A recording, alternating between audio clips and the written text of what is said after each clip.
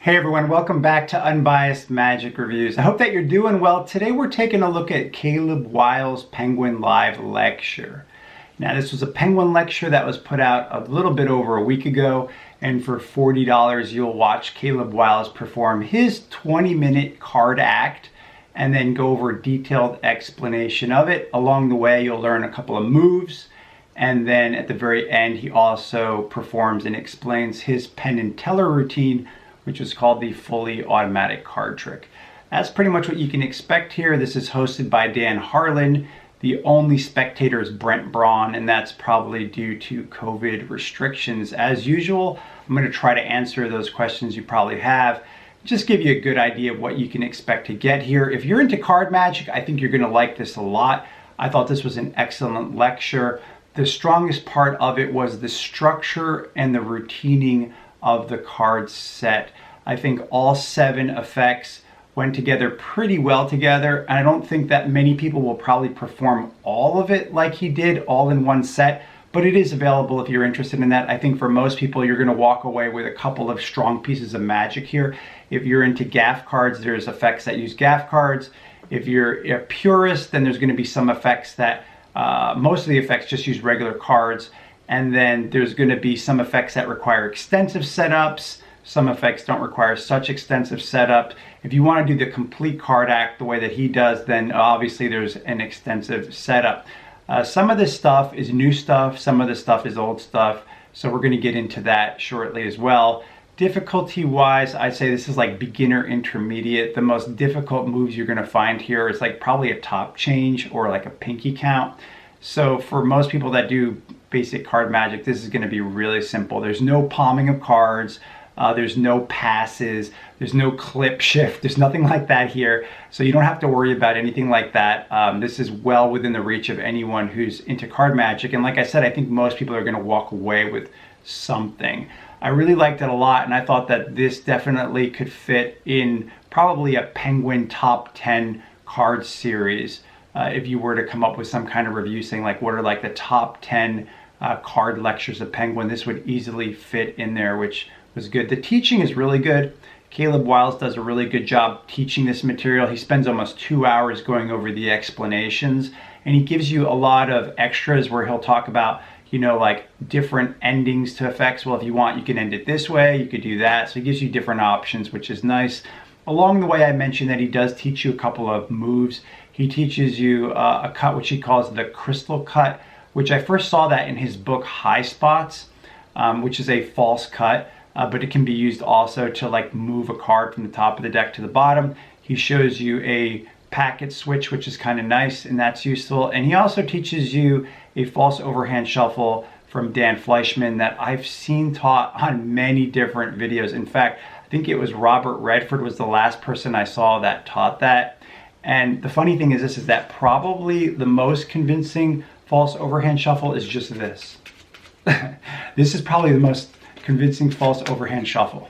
Anyway, I've seen that done on TV a few times, which is really kind of funny. So getting back to what I was telling you guys, I think that was really good. I personally would rate this as 4.5 out of 5, which is not quite 5. And the reason is because the last effect, the Penn and Teller routine, which is called the fully automatic card trick, I think that should have probably been left out, because in the lecture, Caleb mentions that you could make up the deck at home. And the problem is you really can't make up the deck at home because he's using misindexed cards, and those are not readily available to people. So if you do like that effect, you're going to have to go out and buy it. So I think that that part of the lecture could have been better spent with just questions and answers or something different. And maybe you think I'm nitpicking, but the truth of the matter is that that probably was the only thing in the lecture that really wasn't useful. I'm not saying that you're going to go and perform all of the effects that you learn here, but for sure you're going to at least walk away with a couple effects here that you'll be able to use. So let me give you an idea of what you can expect. The first effect is called Holy Blank. Now this is based on the Thought of Card on Table plot. If you're not familiar with that, that goes all the way back to Ralph Hull in the 1930s. You can look that up if you want. There's a wide variety of variations of that by people like Ed Marlowe, Thomas Baxter, but the basic idea is that a card is placed on the table face down, you ask the spectator to think of a card, and that becomes the card. That's the thought of card on table. Now, this version by Caleb Wiles was released as a standalone effect, and you can still buy it for $20 from your favorite magic dealer. But here, Caleb Wiles shows you how you can just put it together yourself. It's very easy. And the basic idea of the effect is, again, a card is placed face down on the table. You ask your spectator to imagine what it could be, and then you tell them to imagine the rest of the deck just vanishes. You show them that the deck is completely blank. You ask them what card they're thinking of. You take out 2 blank cards, which are the jokers, and you use it to turn over the tabled card, which is now the only printed card. It's their thought of card. So this is a nice gimmicked, I guess I'm gonna say gimmicked, right, or gaffed answer to the plot. Now, in the original version, that's how the effect ended, and you couldn't let the deck really be examined. But here, Caleb Wiles goes into what he calls holy print, which is the next effect, which restores the deck back to a regular deck where all the cards are printed. So I think those two effects go together really well. I think some people will like to perform those. If you're a card purist, I would recommend you check out the Ralph Hull version. I have my own tweaks on that, by the way. Anyway, not to say that, let's just move forward. The next effect is called Mystery Monte. Mystery Monte is a combination of a mystery card plot with Monte card plot. So basically, a card is placed face down on the table. It's a mystery card. You take out 3 other cards, an ace and a pair, and you go into a Monte type routine where the ace turns face up, face down. During the routine, the ace is signed. Eventually, it vanishes and it becomes the mystery card. So this was Caleb Wiles' way of performing a Danny Archer routine, but without a gaff card. Danny Archer, he put out a routine that was called Connoisseur Special, but it used a gaff card that Caleb Wiles didn't want to use. In the actual routine itself, there is a lot of phases to it, so I think it's probably the most difficult effect to perform here on the lecture, and it's only because there's a lot of phases. If it wasn't for all the phases, then I'd say that it's not the most difficult. I mean, technical wise, it's not that difficult. It's just that it has a lot of phases that you have to remember. What I did like was that that signed card is used in a very useful way in the upcoming effects. Following that effect, there's an effect called 1000 Timer to Box. And that is Caleb Wiles' restructuring of a Joshua J routine that Joshua J put out on his Unreal DVD set. So if you have that, you can watch it. It's on disc 3, where Joshua J has a selection go underneath the box a bunch of times. The real difference here is that Joshua J used Eddie Fechter's Be Honest, What Is It effect to go into that card under box. And Caleb Wiles is using 2 spectators instead of 1. 2 selections are made, they're lost in the deck. Suddenly there's a card under the box. Except the nice thing is that that card under the box is the signed card from the previous effect. So it's kind of nice. Then the signed card turns into one of the selections. And then there's another card under the box, which becomes the second person's selection. And you get the idea, it's like a repeat card under box effect. There's no palming of cards, there's no difficult moves, as you would expect in a lot of card under box effects, and that's because of the structure of the routine. So if you want to do a card under box, but you don't want to palm cards, then this may be the effect for you to check out. Following that, the next effect is called Travelers for Jack. And that effect was actually put out on Caleb Wiles' Knockout Magic DVD set. And personally, that was my favorite effect on this lecture. And the reason is because I liked the presentation a lot. If you're not familiar with it, it is kind of a magician versus gambler and ambidextrous travelers effect combined. And the reason it's called Travelers for Jack was because Jack Carpenter showed him an add-on move that he uses during the routine, so he called it Travelers for Jack. And to give you an idea of what it's like, basically he goes into a presentation about how he met Harry Reiser, the famous magician, how he showed him a trick and he produced the 4 jacks. Then Harry Reiser took the jacks, magically changed them into the aces, and now you have 1 jack face up in the deck. You've got 1 jack in one pocket, the other jack in the other pocket, and now instead of holding the aces, he's just holding the last jack. And then in continuation, he shows how, well, that was magical. Snaps his fingers, and now spreads the deck again. You've got a face-up ace in the deck, right? Because the aces vanished from his hands. You've got now one of the aces in one pocket, one of the aces in the other pocket, and then the last ace he's holding on to. And the deck turns into the last ace, and then the deck is in the box. Obviously, that's how it ends.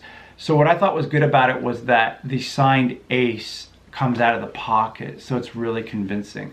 Again, there's no palming of cards. There's no really difficult moves. If you're familiar with ambidextrous travelers type routines like from Larry Jennings or even Michael Vincent, then it's a routine that you probably have seen it and then you're like, oh my God, look at all that palming of cards. You're like, I'm not gonna mess with that. Probably a lot of people would think that.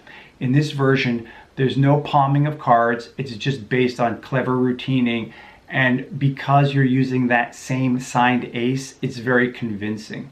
So for me personally, I thought that this was my favorite effect here on this lecture, and I thought it was because I really just liked the presentation and it looked very magical.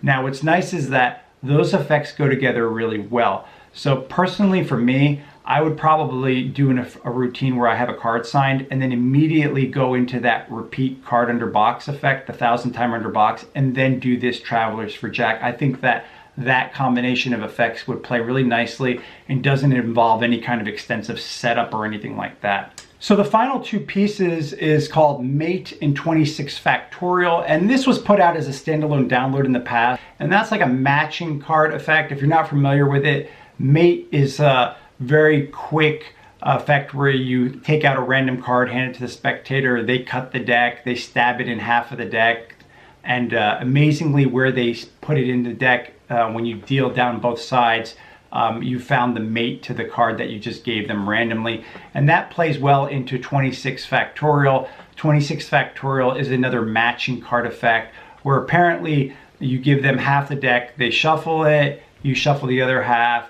they make some choices, they cut the deck, and each time they find the mates, and then at the end both halves completely match each other apparently. So it's a very strong effect. It does require an extensive setup and there's no sleight of hand at all. It's all just very clever structuring of the effect. And if you're not familiar with it, you definitely should check it out because it's really a strong effect. So I do think that this lecture is definitely worth picking up. I mean, especially if you don't have 26 Factorial, I think that is definitely worth picking up for that and for the other routines that I mentioned here. The only reason why I wouldn't rate this 5 out of 5 was because I thought the last piece really could have been something different instead of the Penn and Teller routine, because the Penn and Teller routine, you cannot make that up at home. The fully automatic card trick, if you are curious what that is, basically you have a deck of cards that has some blank cards with instructions. You hand it to the spectator, they make a selection, they shuffle it, they cut it, and then they end up finding their own selection. And at the very end, there's a nice message that's customizable. So if you're interested in checking that out, you can actually just search for it on YouTube, but you can watch it. If you like it, you can buy it, but I don't think you can really make that up at home. So that's my only real critique of this. I think anyone who's into card magic is gonna like this lecture, and I think you're gonna walk away with at least a couple of pieces. As usual, if you guys have any questions about this review or anything else I review, just leave me a comment below. I hope that you found this useful, and I'll see you on the next review.